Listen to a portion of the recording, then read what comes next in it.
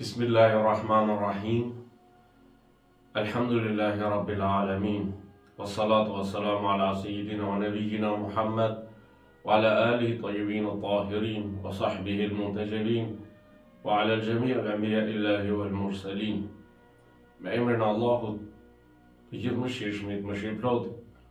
Falënderimet më të sinqerta janë për Allahun e madhruar. Paqja e bekimet e Allahut qofshin mbi profetin Muhammed, mbi familjen e tij pastër, shokët e tij të zgjedhur dhe mbi të gjithë të dërguarit e profetët e Allahut të madhruar.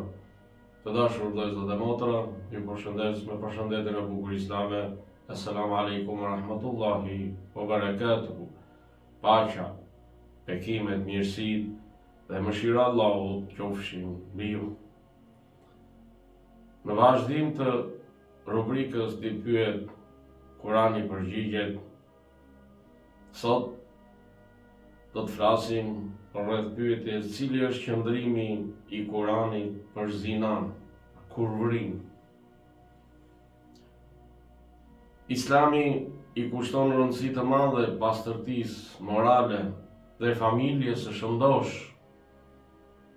Një nga mëkatet më të mëdha në Islam është zinaja, pra kurvëria ose marrëdhënie jashtëmartësore. Kurani i shenjtë e ndalon rreptësisht zinan, jo vetëm si mëkat shpirtëror, por edhe si rrezik për shoqërinë dhe për shëndetin e njeriu.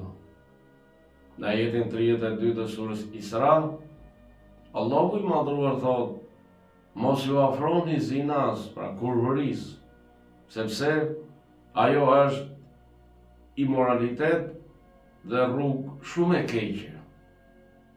Ky ajet nuk thot vetëm mos bëni zina, por thot mos ju afroni, që do të thot se Islami ndalon edhe rrugët që çojnë drejt saj. Dhe njëra prej këtyre rrugëve është të menduarit për të bërë zina. Pra, duhet që njeriu as në mendje të mos e çojë bërjen e zinës. Por cili është pra qëndrimi i Kuranit për zinën? Sipas Kuranit, zinaja është mëkat i madh. Në ajetin 68 të surës Furqan, Allahu i madhruar thotë: edhe ata që nuk i shoqërojnë Allahut asgjë dhe nuk bëjnë zina.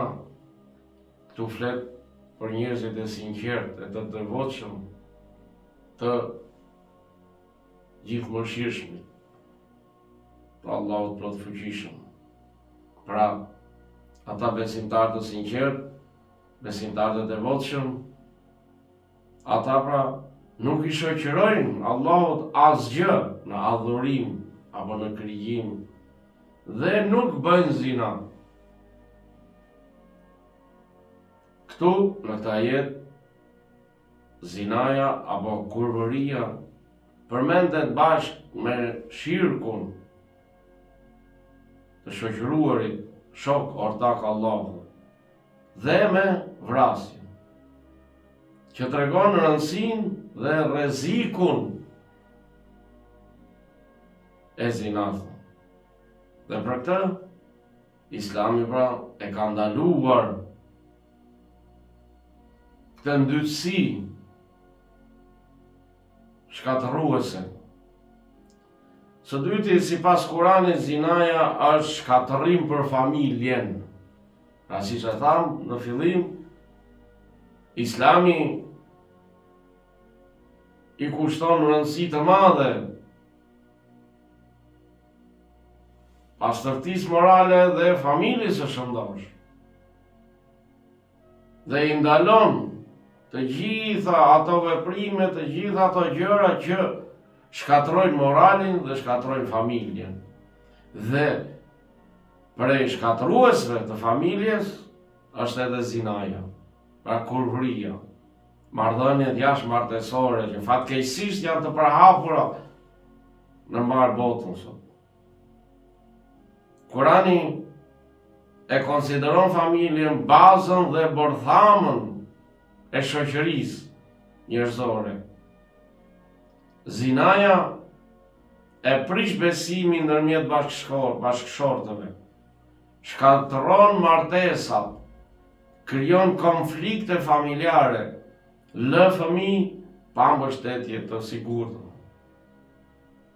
Në ajetin 21 të surës Rum, Allahu i madhruar thot, ai krijoi për ju bashkëshorte që të gjeni qetësi tek ato. Dhe zinaja, kurria e shkatëron këtë qetësi familjare që ka caktuar krijuesi Allahu fuqiplot. Po cili është dënimi dënimi i zinas sipas Kuranit? Në ajetin 2 të surës Nur, Allahu i madhruar thot, gruan zinaqare dhe burrin zinaqar rrihini me nga 100 goditje. Ky dënim tregon se Islami e konsideron zinan krim shoqëror dhe moral, jo vetëm pra mëkat individual. Të dashur vëllezër dhe motra, Islami mbron rrugët e pastërtisë, ashtu siç është vetë i pastër. Që është pra feja e Allahut, i pastërt i absolut. Edhe Islami dëshiron që njerëzit të jenë të pastër, shoqëritë të jenë të pastra, nga çdo lloj ndytësi, nga çdo lloj mëkati, nga çdo lloj gjunahu.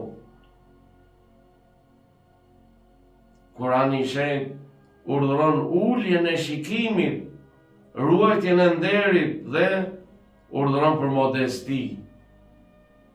Në ajetin 30 të surës Nur, Allahu i madhuar thot, thuaj ju besimtarve të ulin shikimin dhe të ruajnë nderin e tyre. Dhe thuaj ju besimtareve të ulin shikimin dhe të ruajnë pra nderin e tyre. Kjo tregon se Islami ndërton një sistem mbrojtës kundër zinas, pra kurvërisë. Po ashtu edhe shkenca moderne mjekësore ka treguar se marrëdhëniet jashtëmartesore pra seksuale shkaktojnë shumë probleme serioze.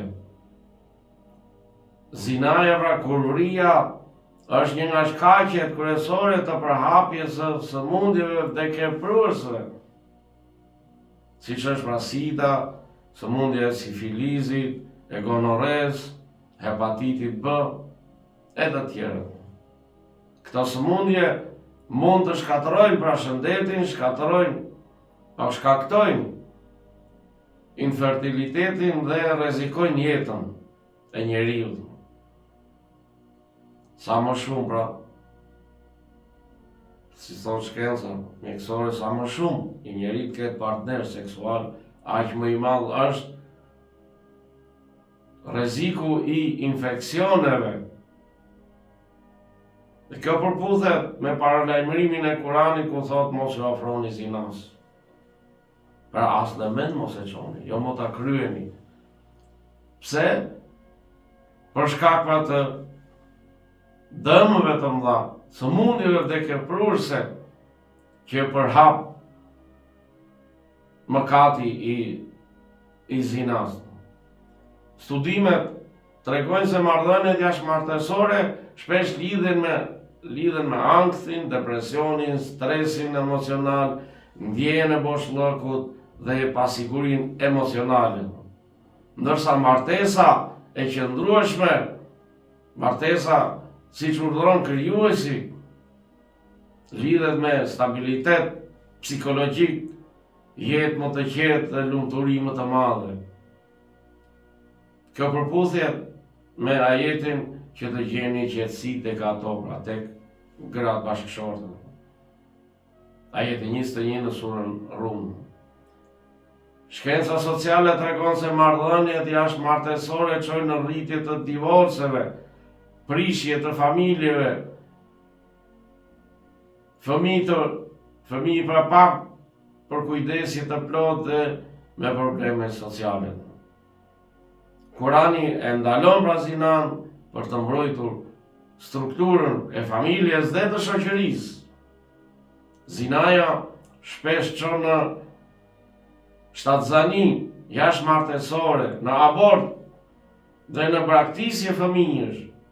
Këto janë probleme serioze, shoqërore dhe mjekësore. Dhe për këtë feja islame pra e ndalon rreptësisht zinan pra kurrin. Cila është urtësia e ndalimit të zinas në Kur'an? Kurani e ndalon zinan për të mbrojtur shpirtin, trupin, familjen dhe shoqërinë. Nëpërmjet ndalimit të zinas, Islami ruan pastërti morale, largon mëkatet e mëdha, mbron nga sëmundjet, ruan besnikrin, ruan stabilitetin, ruan moralin dhe ruan rendin shoqëror dhe familjar. Së fundmi themi se Kurani e ndalon zinan sepse ajo është mëkat i madh, rrezik për individin, rrezik për familjen dhe rrezik për shoqërinë. Shkenca moderne ka treguar se marrëdhëniet jashtëmartësore sjellin pra sëmundje, probleme psikologjike dhe prishje familjesh. Prandaj mund të themi se shkenca moderne e vërteton urtësinë e Kuranit në ndalimin e zinas. Allahu na ruaj prej mëkateve dhe gjunahe, insha Allah. Wassalamu alaikum wa rahmatullahi wa barakatuh. Paqja, bekimet, mirësi dhe mëshira Allahut qofshin mbi ju.